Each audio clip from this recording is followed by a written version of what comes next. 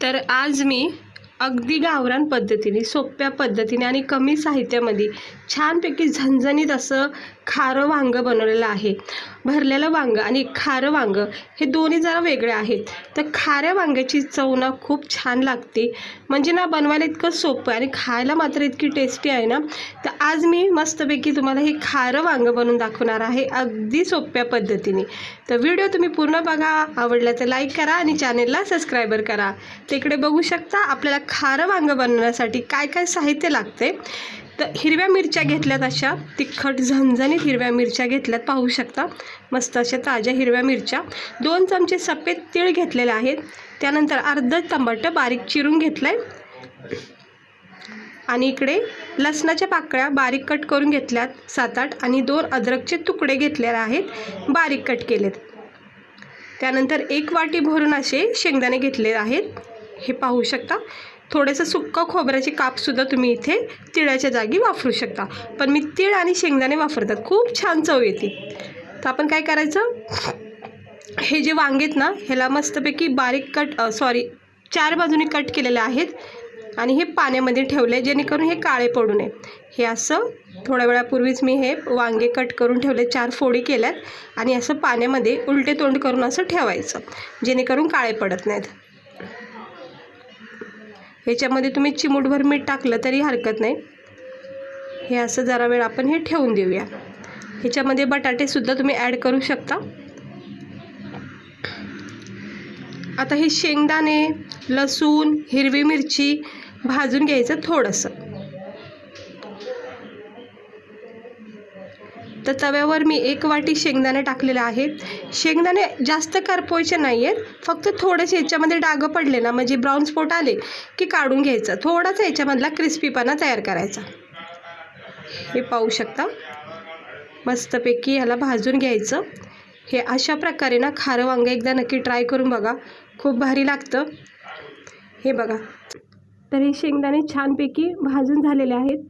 थोडेसे याच्यावर डाग पडलेत, म्हणजे चांगल्या प्रकारे भाजलेत.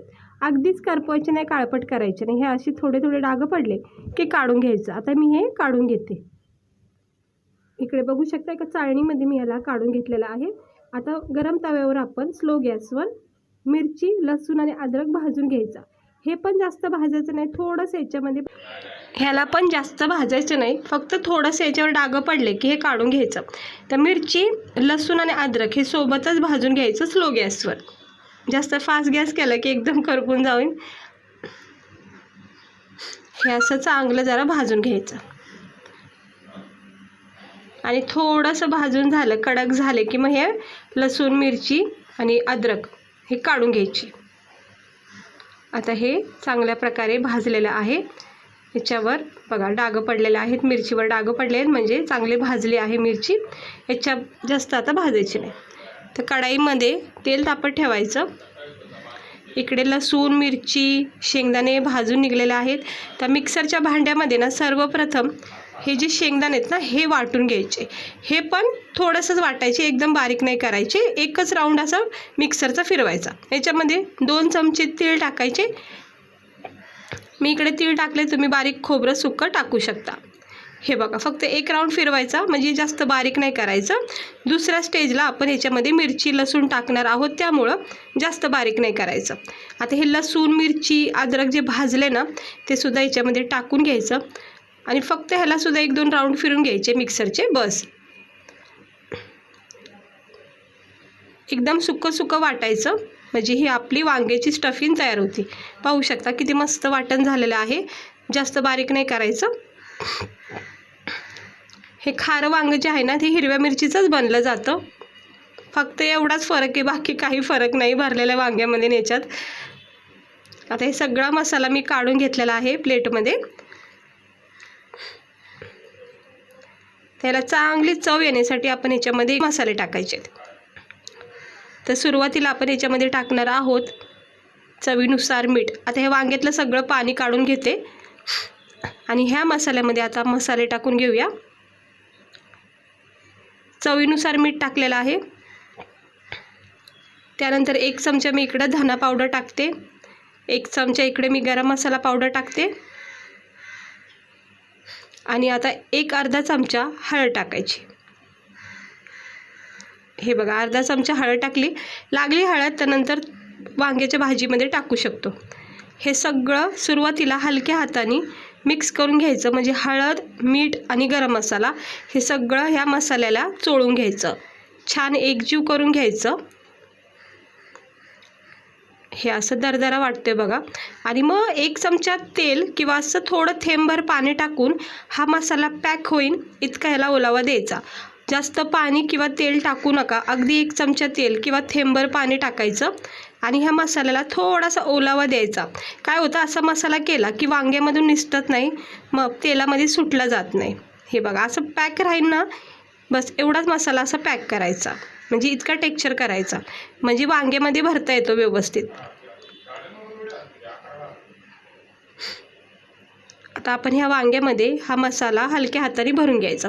फोडी कट केलेल्या आहेत बघा, 4 भाग केलेला आहे, त्याच्यामध्ये थोडा थोडा मसाला उचलून हलक्या हाताने याच्यामध्ये भरायचा।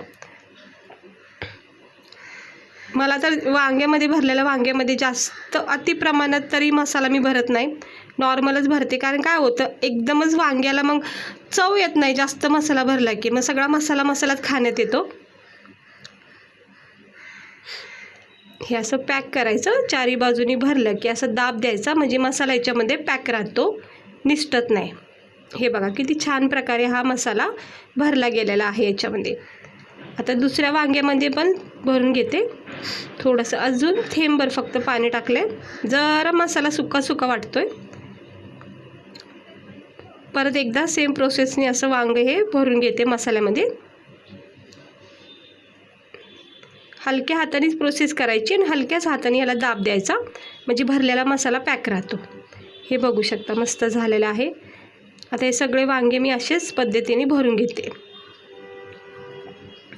तर सगळे वांगे मसाल्यामध्ये पॅक झाले, स्टफिंग भरली गेली आणि हा उरलेला मसालासुद्धा आपल्याला वापरायचा आहे। तर कढाईमध्ये मी तेल तापत ठेवलं होतं, गॅस अगदी स्लो आहे। याच्यामध्ये 1 चमचा जिरे टाकायचे सुरुवातीला, त्यानंतर आपण याच्यामध्ये टाकणार आहोत अर्धा टमाटर बारीक चिरलेलं आणि याला थोडंसं परतून घ्यायचं। थोडंसं परतलं गेलं की मग आपण याच्यामध्ये पुढची प्रोसेस करूया।